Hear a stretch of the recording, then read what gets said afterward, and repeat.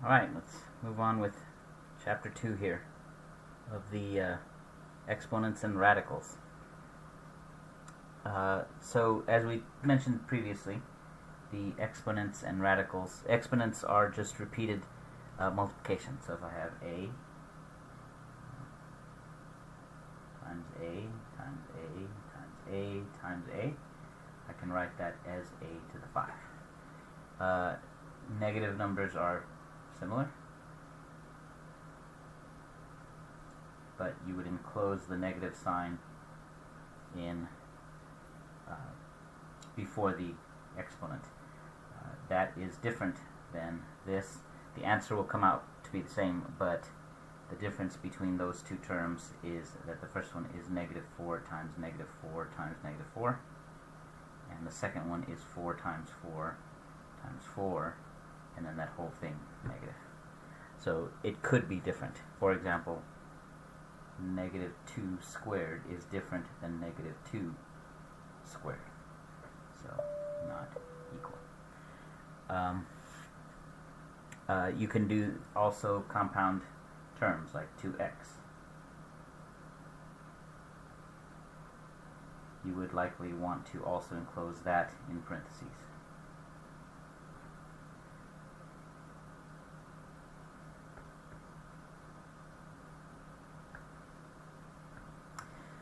So we call this part the base, and this part the exponent. And usually, instead of x to the y, this is denoted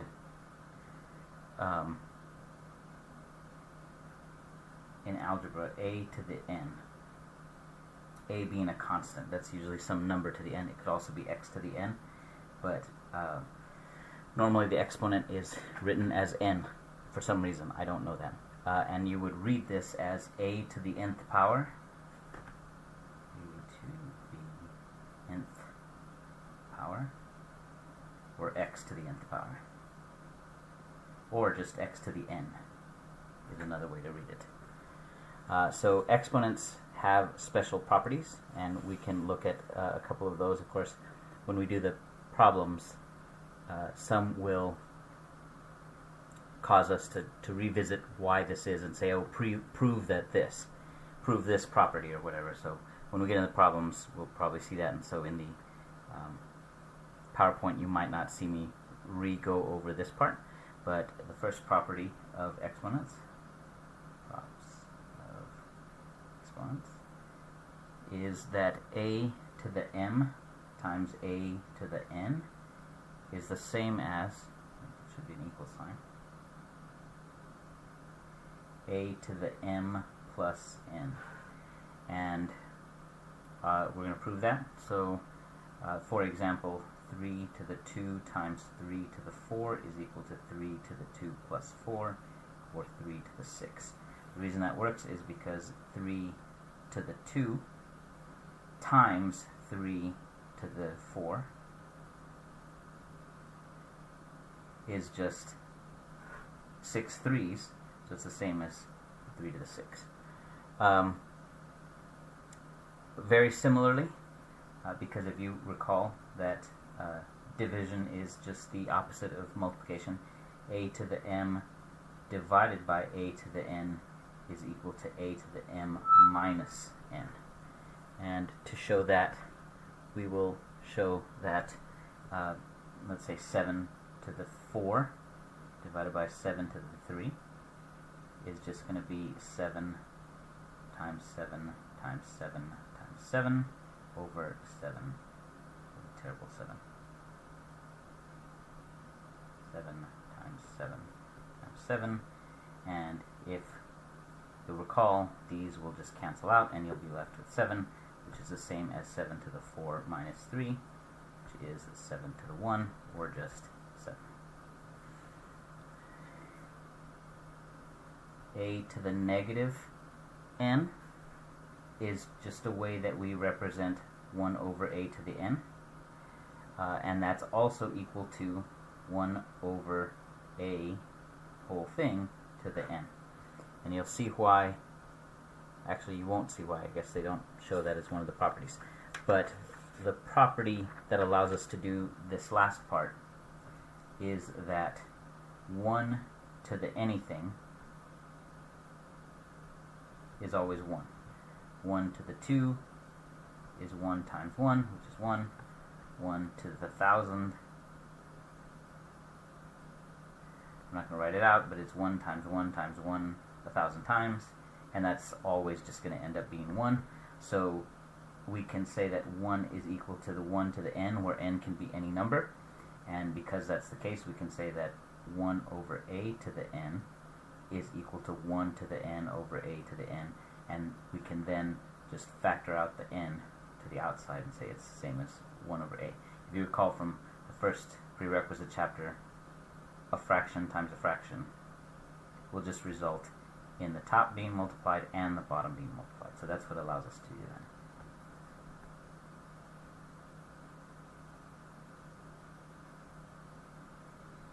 Okay, the fourth property is going to be a to the 0 is equal to 1. Any number raised to the 0 is just going to be 1. That's just a convention that we have. The only one that, of course, this doesn't work with is a cannot be equal to 0. 0 raised to the 0th power is undefined, but even 1 raised to the 0th power is going to be 1. So the example that they give is x squared plus 1 raised to the 0 is just going to be 1. No matter what's in there is going to be 1.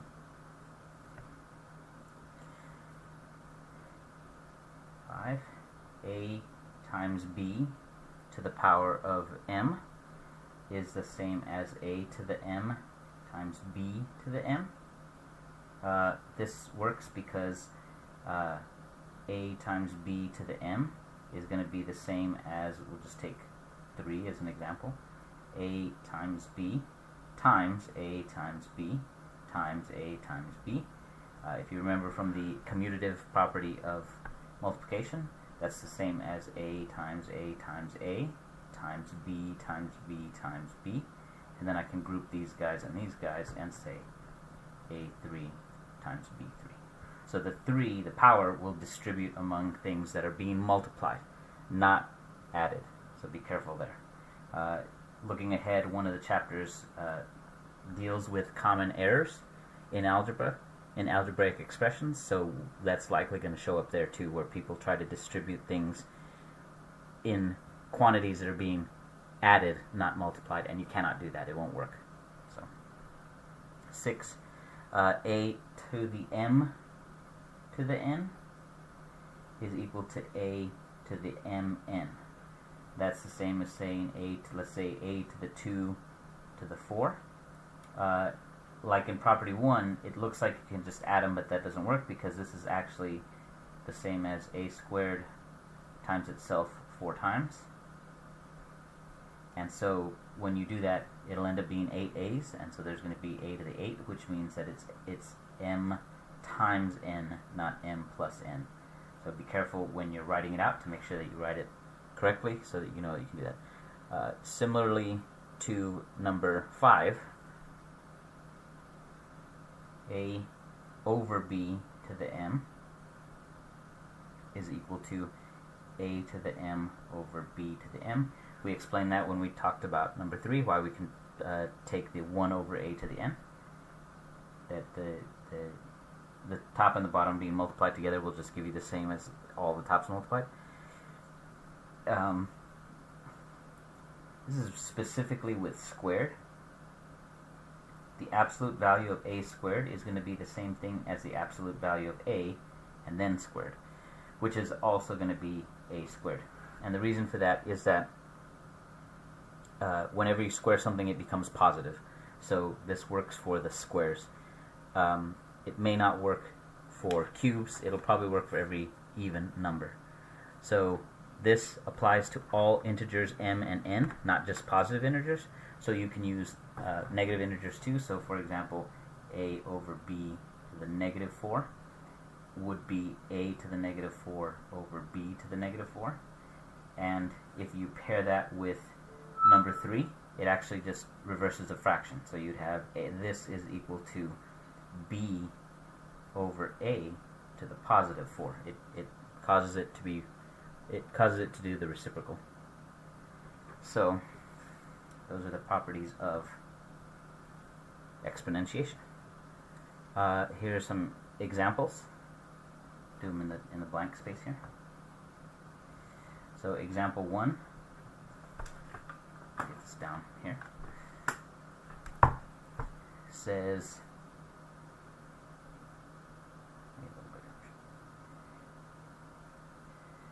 minus 3ab to the 4 times 4ab to the negative 3, and it just asks us to simplify that. So if you'll notice, the exponent is on the inside of the parentheses. So again, remember where these things are, and be careful to not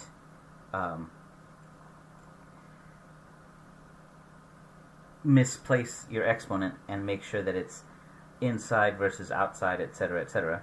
So you're going to make sure that those are the case, and then we're going to simplify it. So if you need to, initially, you can write everything out as you would. So we have 3 times a times b 4 times 4 times a times 1 over b 3 times, and then there's a negative sign out in front. So if you need to, you can do that. As you get better and better, you may not need to do that, and you'll be able to skip straight to this step. So that's the same as negative 12, because we're going to take the 3 and the 4 and multiply it, and that gives us 12. And then we're going to take the a and the a and multiply it, and that's going to give us an a squared. And then we're going to take these 4 b's, and notice they're multiplied by 1 over b's, or anti-b's, so 3 of the b's will cancel out, and you're going to be left with 1b. And so that's going to be the simplification, minus 12 a squared b. And you will need to be doing this a lot in algebra problems. So getting to a simplified form is something that you'll likely want to practice. A lot of the problems are going to require you to get the answer to the most simple form before you answer it. I remember being counted wrong for problems because I didn't simplify all the way, even though the answer was correct, and I got angry, but that didn't change my grade. So make sure that you get down to the most simple answer. The second example is 2xy squared, that whole thing to the 3. So remember that the 3 distributes. I'm not going to write them out like this anymore, really long, just to save time. If you need to, feel free to do that. It'll help you get it. This is supposed to be a 2, not a z. So we're going to say, remember the 3 distributes. So you're going to say 2 to the 3 times x to the 3 times y to the 2 to the 3. Remember that when that's the case, they multiply, so this is y to the 6. I should write it a little better. So we have 2 to the 3 is 8, x cubed, y to the 6. And that's going to be the most simple form you can have there. The third example that they give is 3a times the quantity minus 4a squared to the 0. And if you recall, anything to the 0 is 1, so that's going to be 3a times 1, which is just 3a, if a is not equal to 0. And the last one is a fraction, and it is 5x cubed over y to the 2, or squared. That's going to be 5 squared times x cubed squared over y squared. And that's just going to be 25x to the 6 over y squared. Those are going to be your answers. Alright, so now one of the things that teachers may ask you to do for simplification, this is another one of those just do it or you're going to get your grade counted off. It's not necessarily more correct than the other one, it's just convention that most people use, is to rewrite your simplified answers where there are no negative exponents. So let's take a look at that. If we have a simple one, x to the minus 1, well, instead of leaving that as it is, you'll want to write it 1 over x. And that will then be the answer. Again, some teachers are sticklers, some know the math and they understand that it means the same thing. But just to be safe, you might want to leave it so that there's no negative exponents. 1 over 3x to the negative 2 is going to be the same thing. Be careful here. 3x is not in parentheses, so it's going to be the same thing as x to the positive 2 over 3. If a negative exponent is in the bottom, it's going to, remember, it's going to be the reciprocal. So it's going to go to the top, is what I usually call it. And if it's in the top, it's going to go to the bottom. So remember that a negative exponent will flip over a fraction. So that's going to be x squared over 3, and that's going to be your most simple way of writing it. The third one is 12a3b to the negative 4 over 4a to the negative 2b. You'll be tempted to say, well, there's a 3 on the top and a 2 on the bottom, that should be 1, right? That's a negative 2. So you want to flip the terms before you multiply. So that's going to be equal to 12 divided by 4 is 3. So we're just going to leave the 3 there. We're not going to worry about the division there. A to the 3 will then be multiplied by a to the 2 because the a to the negative 2 on the bottom moves to the top, and the b to the minus 4 is going to move to the bottom. So you have b to the 4 times b. So your simplified equation there is going to be 3a to the 5 over b to the 5. You could also write it this way. I'm going to put a dashed equal here because this is not the most simple way of writing it, but you could. 3a to the 5 over b, and the quantity goes to the 5 because they share an exponent, but either way it works. The latter one might be preferred in calculus or other advanced math where you're going to do something with the a over b, but just to simplify for algebra, you just want to stop where we stopped here. The fourth example is going to be 3x squared over y, that whole thing to the negative 2. So remember, the negative flips. We're going to do that first. So we have y over 3x squared squared. And that's going to be y squared over 9x to the 4. And I took a little shortcut there, but as you get better with this, you'll be able to understand why those shortcuts are easy to take and what happened. First, you distribute the squared, so the squared goes to the dashed equal again. Y squared over 3. That's the ugly 3. X squared squared. That's the same as y squared over 3 squared x squared squared. And that's going to be the same as y squared over 9x to the 4, which is what we got. And that's why we were able to take that shortcut.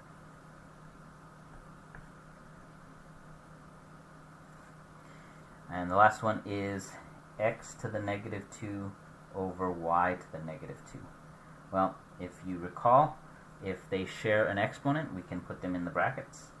So we have x over y to the negative 2. You can do this. You can go directly to the answer if you know what it's going to be. In the example in the book, they go directly to the answer. But we're explaining it here, so remember that the negative will flip the fraction. and then we have y squared over x squared by distributing that squared term. And those are the examples. I have examples on calculators. I'm not going to go over the calculator examples, but if I get comments enough on how would I use my TI to do this kind of stuff, let me know, and I will go into the, of course, it's such an old book. They're talking about the TI-83, TI-82. It might be still called that. I know there's the 84 is what I used to use. They might be, I think I have an 83 Plus sitting over here. But yeah, the calculator is still going to be the same, so if you want me to go over the calculator stuff, let me know. Okay, so the next thing that we're going to talk about, box here, scientific notation.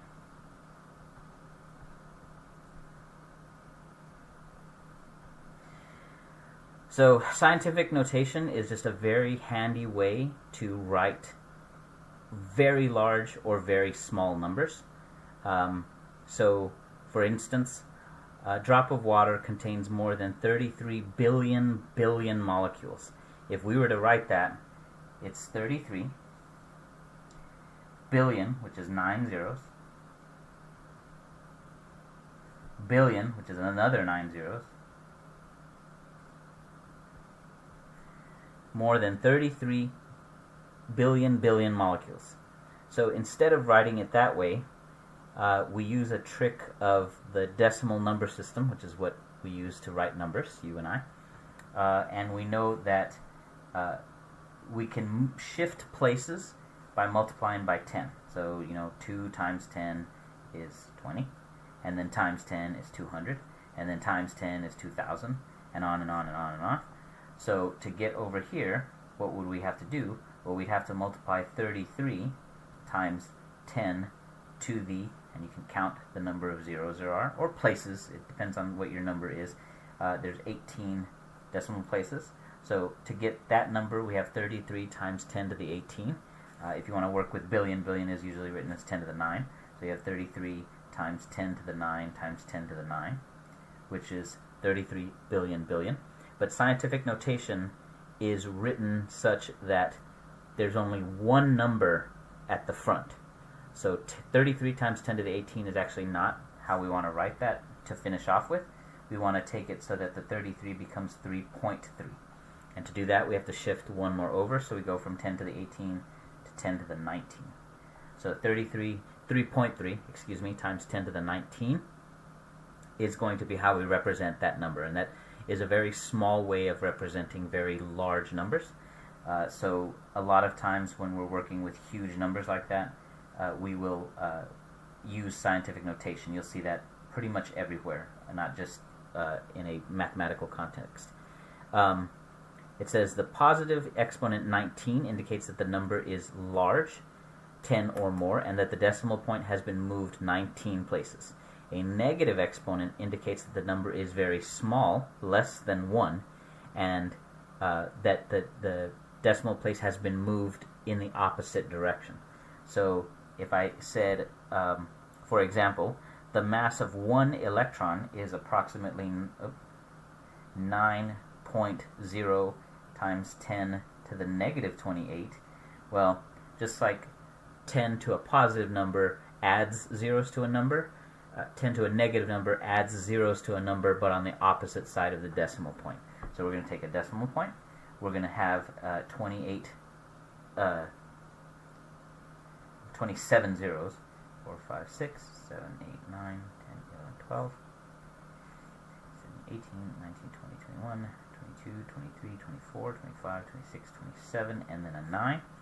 So that's 10 to the negative, 10 to the negative 28 times 9 is going to give us this number. And you'll notice that in this case, because the 9 has to be in front of the decimal point, there's actually 27 places, 27 zeros in this case, and then the 9 makes it 28 because we have to move the decimal place 28 times. That's where the 28 comes. In a positive number, we move the decimal place 19 times, and the number that is at the front is not included. So make sure that you get that right when you're writing decimal numbers, that there's actually an extra number added to the exponent of the 10, because you have to move the decimal place beyond where that last number is. Now, that's only because we have a 9 at the very end of a string of zeros. If you had, for example, this has nothing to do with the mass of an electron, but we're going to say 8.9 times 10 to the 28. That would actually be that many zeros with an 8-9 at the end. But if I said times 10 to the 27, which is what I wanted to get to, this is actually 8.9. So the number still ends in a 9, but we don't move the decimal all those places out there. So it only moved 27 places. So be sure that you know where the decimal is when you write your scientific numbers. And that will use the properties of exponents as we showed here. That's why they're bringing it up in this section. Let's go over a couple examples. So you have, the first example is 1.345 times 10 to the 2. Well, that's just going to be 134.5 because we moved the decimal place 2 times. 10 to the 2 relates to hundreds, the hundreds place. So we know in 2 ways that should end up being 134.5. We have the second example being 0.000040782. And this is a good example of what we were talking about with the decimal not going to the last number. That's not how it works. It goes to the first non-zero number. So you have 1, 2, 3, 4, 5. So that's going to be 7.82 times 10 to the negative 5. We moved the decimal to the left 5 times.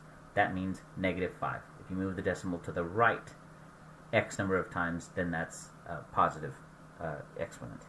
Trying to see if they defined it a little better. I mean, it's just working with powers of 10 and understanding what that means. So the next example is 9.36 times 10 to the negative 6. So remember that we moved, this is where people might get tripped up.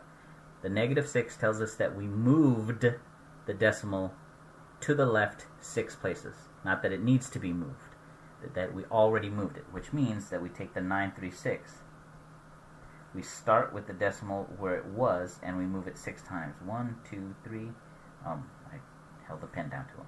1, 2, 3, 4, 5, 6. So 0 goes in every place where there wasn't, and it should be 5 zeros, 936. You would not move the decimal place to the left 6 times.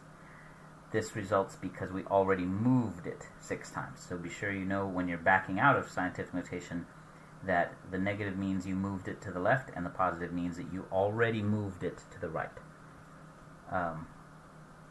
Okay, and the last one is 836,100,000. And what is the decimal notation of that? Again, we're going to move, because this number is not in scientific notation, now we are going to move the decimal, and we'll need to count how many times we moved it. So remember, we want one number in front of everything, so we need to move it till we get that.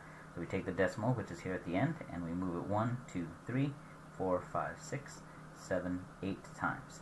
So this is going to be 8.361 times 10 to the 8. And it doesn't matter how many numbers are after the decimal place, this 3, the 6, and the 1. That doesn't matter, because we move the decimal past them, so they still count as places.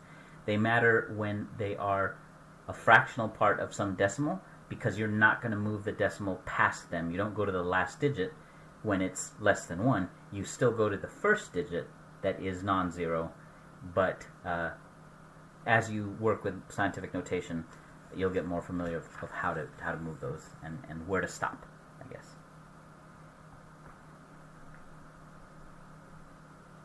Okay, so now the opposite of exponents is what we call radicals.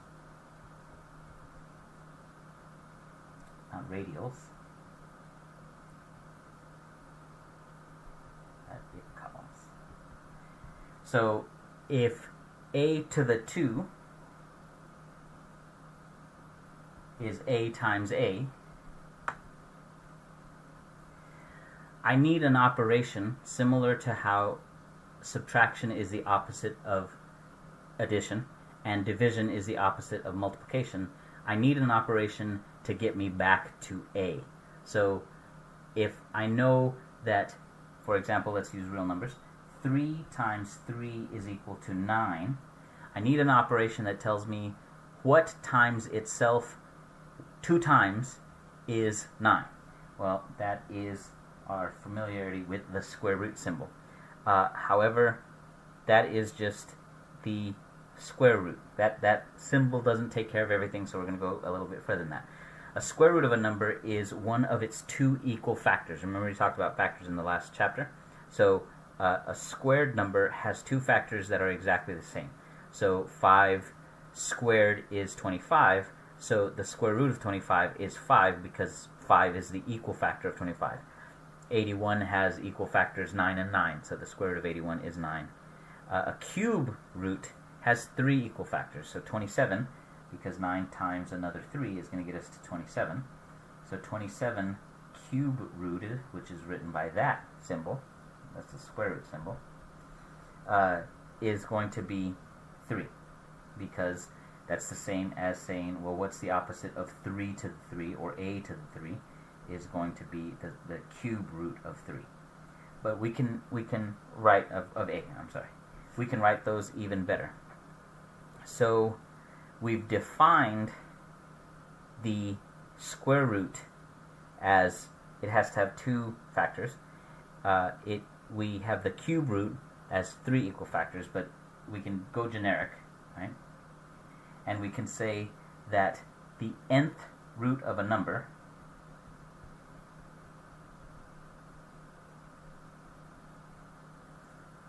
is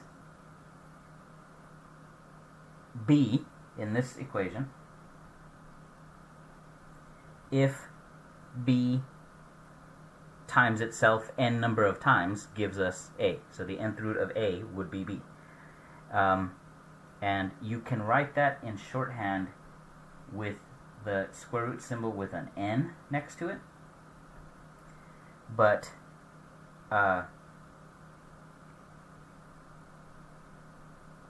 that's...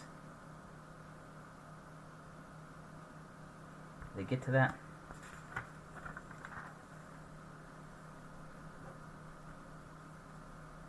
I don't know that they get to that yet. Okay, they do. We'll get to how you can write them a little bit easier. So let's go over what they are first. Okay, so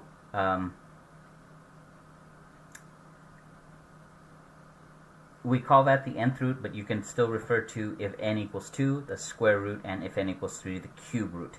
There's not really a shorthand for n equals 4, 5, 6, whatever. You don't call it like the quad root or anything like that. It's just square and cube. So notice, however, that if a is a real number, and we know that it has one nth root, then we call the principal nth root of a number the root that has the same sign as the number in question. So, for example, and it's a question that might already have come up in your head, so before you ask it, let's address it. 4. The number 4 has 2 square roots. 2, this is the square root of 4, is equal to 2, but it is also equal to negative 2. Why? Because negative 2 times negative 2 is still 4, and positive 2 times positive 2 is 4. So we call the positive 2 the principal root because it shares a sign with the number that's in question, right? You would say, well, why would we have a negative? Where would that ever come up? That we would use the negative root as the principal. Well, the cube root of negative 27 is going to be negative 3. There's no, obviously, there's not going to be a negative even root, and if you have a negative cube root, it's always going to be that, but yes, that's why when you work problems out, you'll usually use the principal root, not all the roots. The positive integer n is the index of the radical, so getting down to terminology, come here. This is called the index. And the number a inside the radical, underneath the radical, you'll hear, is called the radicand.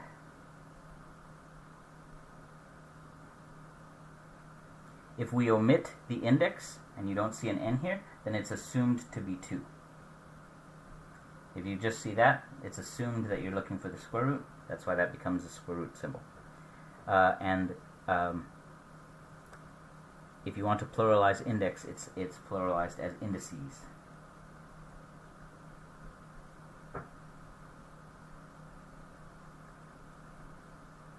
I don't know why they throw that in there, but yeah. So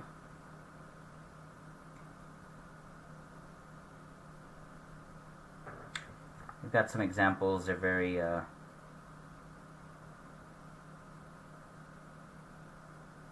simple. Square root of 36 is just 6, because 6 squared is 36. You could put negative 6, but remember we're working with principal roots here. Negative square root of 36 is just negative 6, because 6 squared equals 36, and then we multiply it by negative. The cube root of 125 over 64 is equal to 5 over 4. I'm sorry, that's an ugly 5.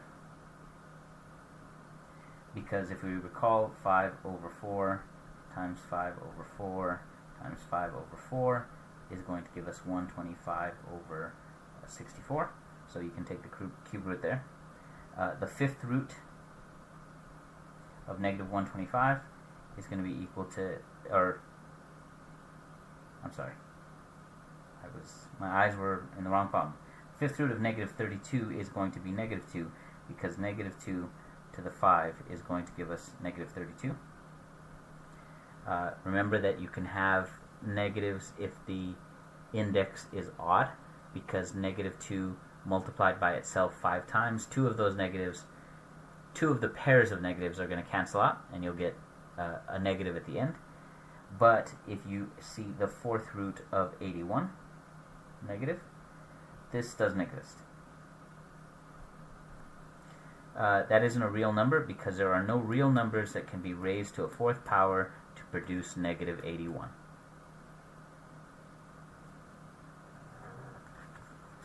And I'll say again, there is no real number that can be raised to the fourth power to produce negative 81. Here are some generalizations about the nth roots of number. If a is a positive real number and n is a positive even integer, then a has exactly 2 real nth roots denoted by the nth square root of a, or the nth root of a, and the negative nth root of a. We know that, so like example 1 here and 2 here, that's how you get both of the roots. If a is any real number and n is an odd integer, then a has only 1 real nth root denoted by the nth root of a. So that's where these come from, because to get the negative you have to use the negative. If a is a negative real number and n is an even integer, then a has no real nth root, and the nth root of 0 is 0. 0 times itself any number of times will still be 0, so the nth root of 0 can be written as 0. Integers such as 1, 4, 9, 16, 25, 36, etc. are called perfect squares because they have integer square roots. Similarly, integers such as 1, 8, 27, 64, and 125 are called perfect cubes because they have integer cube roots. Note that we have written and worked with only perfect squares so far, but writing something like the square root of 2, as we did when we were talking about rational numbers, is perfectly valid. There are two numbers well, there's one number that when squared will give you 2. It's 1.41 something something something, etc. But it's not a perfect square because it doesn't result in an integer. The square rooting the 2 doesn't result in an integer. So let's look at some properties of radicals here.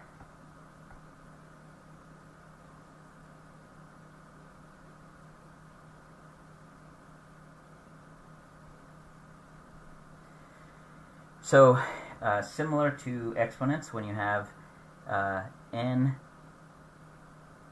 the nth root of a to the m is going to be equal to the nth root of a to the m. How can we show that? We can look at the cube root of 8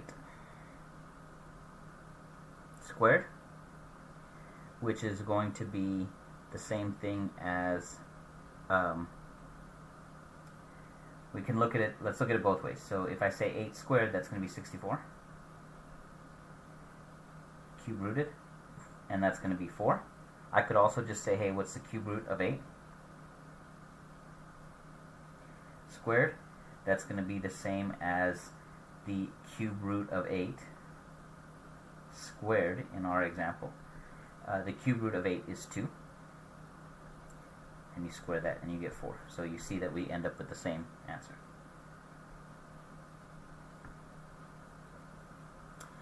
The nth root of a times the nth root of b, that's our second property,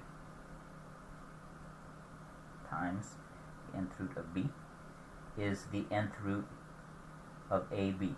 So when you have radicals that have the same index, you can combine the radicands and use only one radical. So that's how you combine things under the radical, they call it.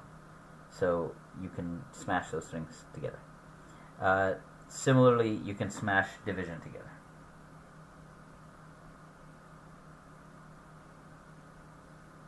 That was terrible. The nth root of a over the nth root of b is going to be equal to the nth root of a over b. Okay. Of course, b can't be 0. If you, similar to the exponents, if you have the mth root of the nth root of a, that's going to be the mnth root of a. And that's not like, you write it like this, like the square root of the cube root of a is not the 23rd root of a, it's 2 times 3. 6th root of a. So if you take the fifth property, if you take the nth root of something to the nth power, they cancel out, and you just get the original number back. And for n, for an even index, then the nth root of a to the n is going to be the absolute value of a. But for an odd index, we're talking principal root here, is going to be just a. If it's negative, it's negative. If it's positive, it's positive. And we get the a squared is the absolute value of a there. So keep that one in mind, because I'm going to show you why that works in a second. But first, we're going to go through simplifying radicals and writing them in their simplest form. So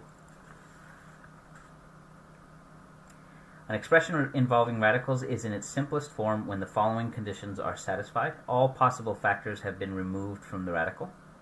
All fractions have radical-free denominators, accomplished by a process called rationalizing the denominator, which we're going to go over in a second. And the index of the radical is reduced to its smallest form. So to simplify a radical, factor the radicand into factors whose exponents are multiples of the index. The roots of these factors are written outside the radical, and the leftover factors make up the new radicand. So let's go over some examples of this and why they work. So example 8.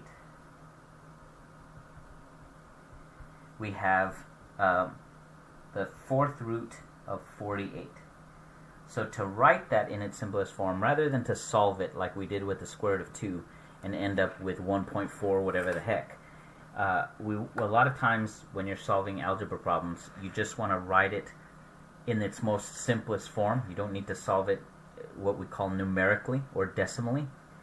So we just want to see what this is in its simplest form, so that we know that 48 can be written in a way that we have some number that can be fourth rooted perfectly, i.e. it ends up as an integer, and in this case it's 16, and 48 times or divided by 16 would be 3, so we have two factors, 16 and 3.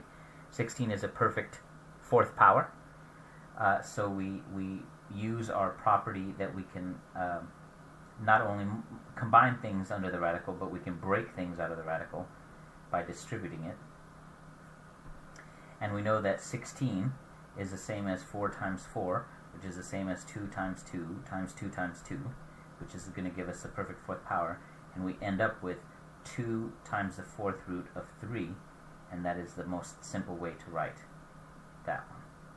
So you want to break it out into factors that allow us to do that. The second example they have is the square root of 75x to the 3. Well, I can factor that as I know that 25 is a perfect square, and I know that x squared, no matter what it is a perfect square. Left over will be 5x. So then I break that into the square root of 25x squared and the square root of 5x, and then I'm left with 5x times the square root of 5x. I'm sorry, I screwed that up. That should be a 3.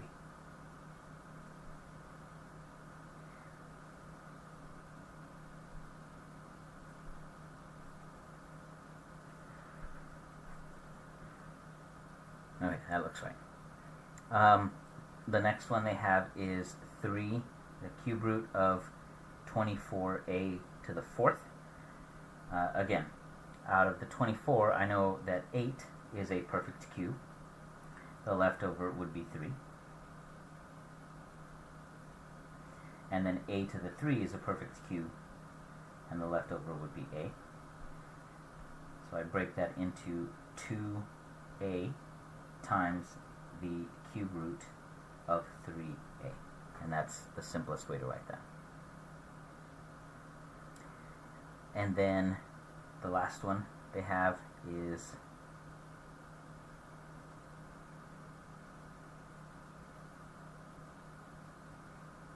4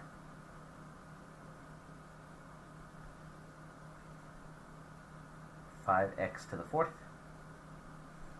And we recall that because it is an even power, we have it ends up being the absolute value of 5x, which is 5, and then we leave it as the absolute value of x because we don't know what x is. And to solve for x later on, you'll see that it actually could be or is. There's no principal absolute value, so you have x positive and x negative. That's 2 of them, so we leave it as absolute value of x. Now we said we were going to rationalize the denominator and the numerator. So to leave fractions simplified, we don't write radicals in the denominator. It's just convention. So we need a way to get radicals out of the denominator. So to rationalize denominators or numerators of the form a minus b square root of m or a plus b squared of m. So we're going to leave those examples because I am going to put those in the PowerPoint. So we're looking at stuff with the form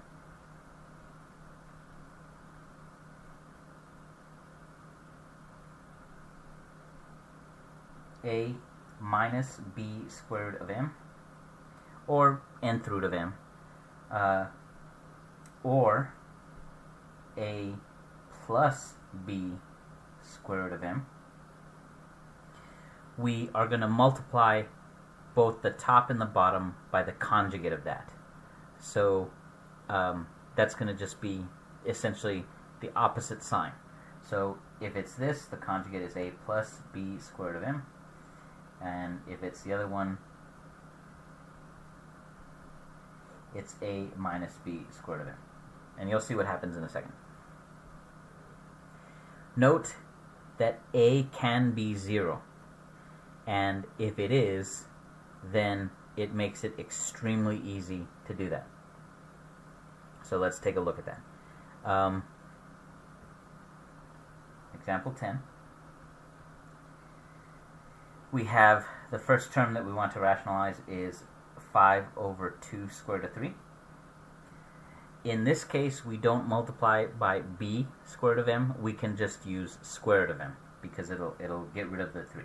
So remember from chapter 1, we can find creative ways to multiply by 1. So we multiply this one by square root of 3 over, and let me not use an arrow because we are trying to show that these two are equal quantities. 5 over 2 square root of 3 times square root of 3. We can multiply, let me write this, since it's the first one, let me write it right. We're going to multiply it by square root of 3 over square root of 3. Remember that anything times 1 is equal to itself, so we can do this. And square root of 3 divided by square root of 3 ends up being 1, so we can multiply by that creative use of 1 there. And we end up with 5, that's an 8, 5 square root of 3 over 2 times the square root of 3 times the square root of 3. That square root essentially cancels out because we have the square root of 3 squared, and we have 2 times 3 on the bottom, which is going to give us 5 square root of 3 over 6.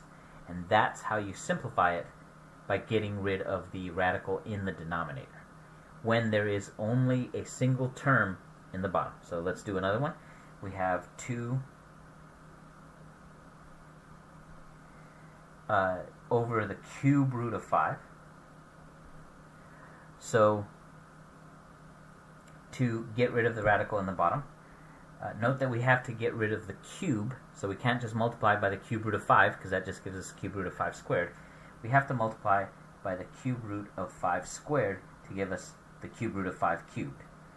We want to multiply by 1, so that has to be in both the numerator and the denominator. That's going to be equal to 2 times the cube root of 25 over the cube root of 125, which is going to be 2 times the cube root of 25 over 5. And that's going to be the simplest form there. So now let's look at a problem that has of the form that we were looking at before. So we have in example 11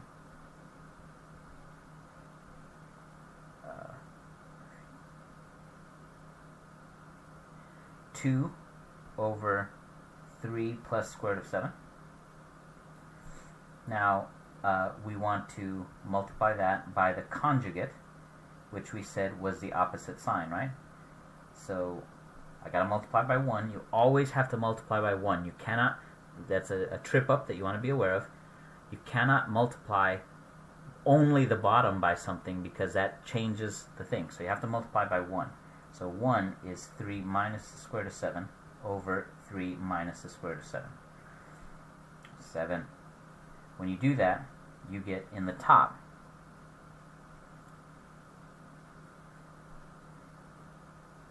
2 times 3 minus the square root of 7. And in the bottom, you get 3 plus the square root of 7 times 3 minus the square root of 7. I don't know if you've gone over FOIL and if this book will go over FOIL later, but just trust me on this for now. In the top, you'll have 6 minus 2 square root of 7, and in the bottom, you'll have 3 squared minus square root of 7 squared. So that will turn into, I'm going to write on the next line,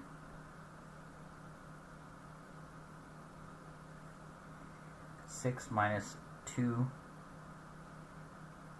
square root of 7 over 9 minus 7.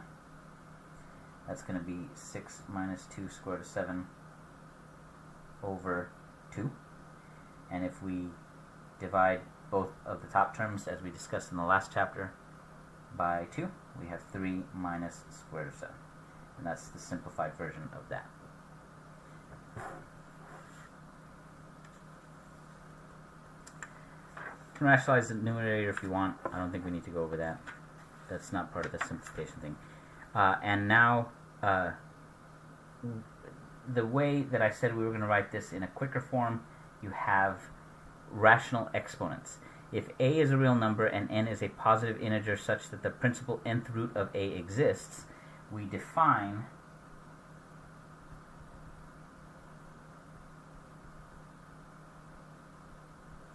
a to the 1 over n to be equal to the nth root of a. And if m is a positive integer that has no common factor with n, then a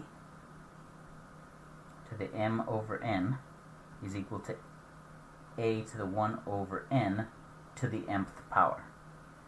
And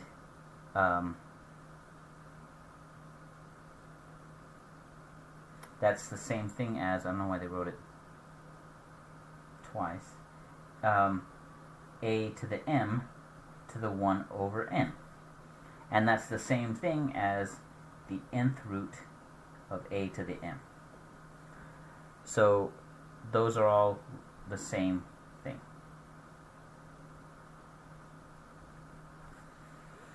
But if you recall, we said that the nth root of a to the n is just itself. That works out simple here because you have a to the n to the nth root. That's the same as writing a to the n over n, which is a to the 1, which is a. So it works out. The numerator of a rational exponent denotes the power to which the base is raised, and the denominator denotes to the index of the root to be taken. So if you look at this guy, let's say b to the s over r, right? Well, s is the power, and r is the index. So you could rewrite this as the rth root of b to the s, or, like we did earlier, the rth root of b to the s. That's all the same. But if you want to change from radicals to exponents, it'll help you with your math sometimes. So let's look at a couple of those. The square root of 3 is the same thing as 3 to the 1/2. The square root of 3xy to the 5 is the same thing as 3xy to the 5/2. 2x times the 4th root of x cubed is going to be the same thing as 2 times x to the 3/4, or 2, remember that when you multiply exponents you just add them together, is x to the 1 plus 3/4, or 2x to the 7/4. It's a weird way of looking at it, but that's the simplified version. And you could go back to radicals, but there's really no reason to go back to radicals. You want everything in an exponential form. So rational exponents are particularly useful for evaluating roots of numbers on a calculator, for reducing the index of a radical, and for simplifying expressions encountered in calculus. So they go through a lot of simplifying ones. I don't think that's quite necessary yet, so I'm going to hold off on that. Radical expressions can be combined, that is, they can be added or subtracted if they are like radicals, that is, if they have the same index and radicand. For instance, 2, 3 times the square root of 2, and 1/2 times the square root of 2 are like radicals, but the square root of 3 and the square root of 2 are unlike radicals. So if you had an equation that had 2 square root of 2 plus 6 square root of 2 minus 4 square root of 3, you could combine the first two factors. You could pretend that like square root of 2 is x and square root of 3 is y. be the same as 2x plus 6x minus 4y. And so you could combine the 2x and the 6x as 8 square root of 2 minus 4 square root of 3. You cannot combine the 2 and the 3. The only time you can mix the 2 and the 3 is if they're the same, or they're being multiplied. Then you can put them together. So you can use that to your advantage in some ways, but you're going to find that this works much less than you'd hope. But it's still good to know. So for example, 2 times the square root of 48 minus 3 times the square root of 27 is the same thing as 2 times the square root of 16 times the square root of 3 minus 3 times the square root of 9 times the square root of 3, right? And that's going to be 2 times the square root of 16 is 2 times 4 times the square root of 3 minus 3 times 3 times the square root of 3. And that's going to be 2 times 4 is 8 times the square root of 3 minus 9 square root of 3. The 8 and the 9 can be essentially, well, think of it like the square root of 3 is being factored out of both of those. So we have, that's the same as square root of 3 times 8 minus 9, and the simplified form is just negative square root of 3. So that's how you can simplify it with radicals. Again, you're going to find that works a lot less than you want it to, especially as you get into higher and higher math. And that's the end of this section. So we'll hopefully get the next one in the coming days. The next section is polynomials and special products. But yeah, we'll be making a PowerPoint with the exercises for this section that have answers. So stay tuned. Thanks a lot.